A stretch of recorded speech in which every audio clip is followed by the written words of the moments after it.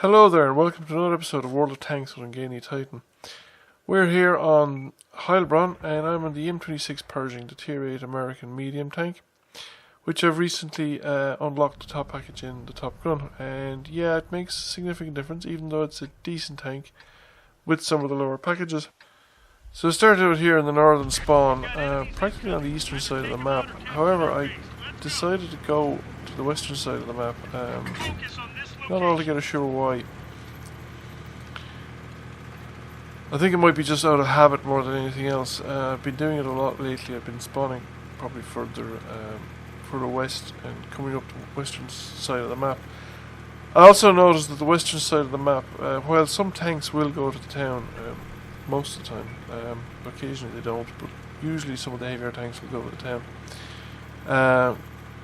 Not many tanks come up around the 4 or 5 line, which I think is important too. It's important to scout that area because an attack which is common, the usual thing is an attack up the 8-9 line or 7-8 line, and that can be turned from tanks coming down the enemy 4-5 line and crossing over on the D or E line.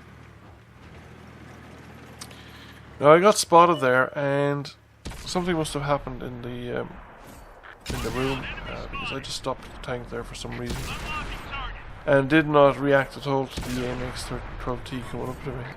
He got a shot into me at least before I was able to do anything or react to it at all. Now he makes the mistake of not actually driving around me. He drives out here into the open. Now I made a mistake really in following him out here. I took an enormous chance because if he had any allies at all, I wouldn't have survived this encounter. However, because I'm sitting here in the open. However, I deal with him before any ally appears, and I'm getting in here tucked in under the rocks while I consider my next move. And then the KV-13 appears. Now, if the KV-13 appeared while the AMX-12T was still in action, this could have been a different fight.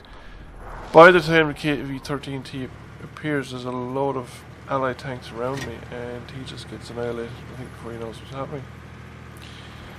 Now, the enemy have probably sent more tanks down than we have, and they'll turn out to do better in the town. I'm coming up around the ridgeline here just to see if I can see anything. I'm relying more on sixth sense to tell me if there's somebody here rather than on my my view range. My view range barely extends beyond what I can detect. The crew are more of a gun handling, tank driving type crew than stealth or recon.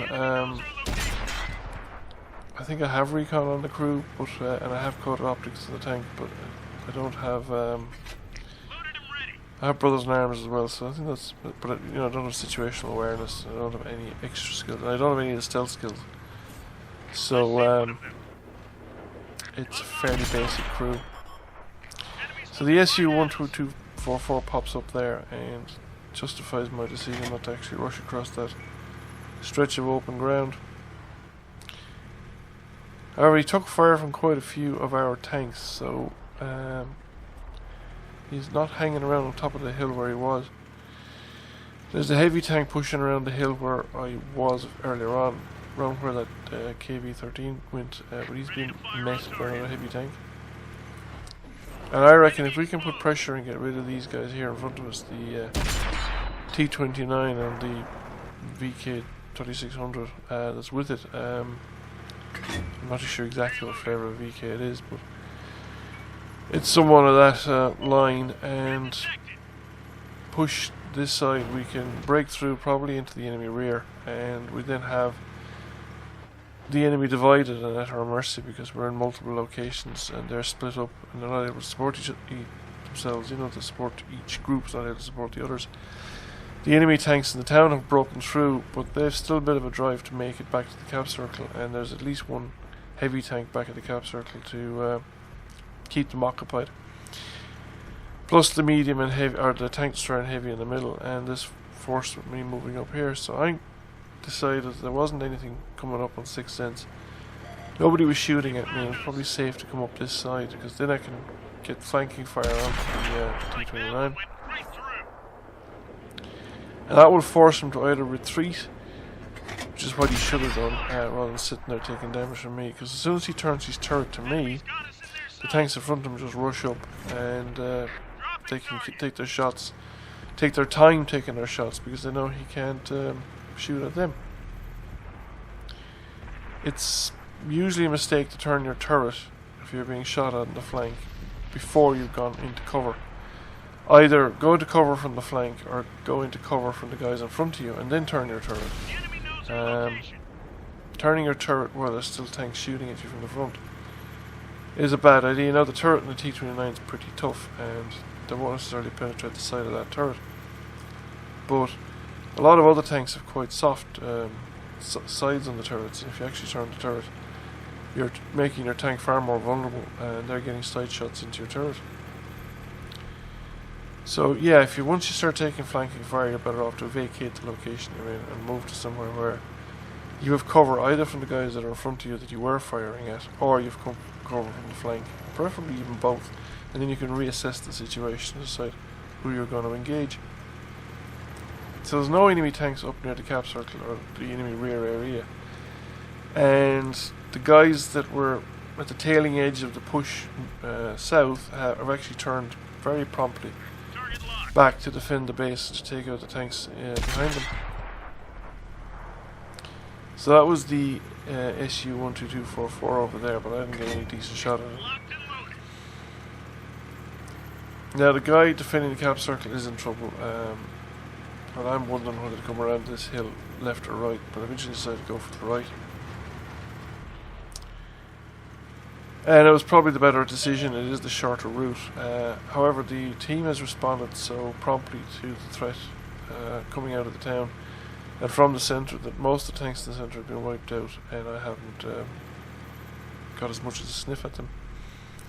And we're now well up on tanks. I mean, there's only 4 enemy tanks left. We outnumbered.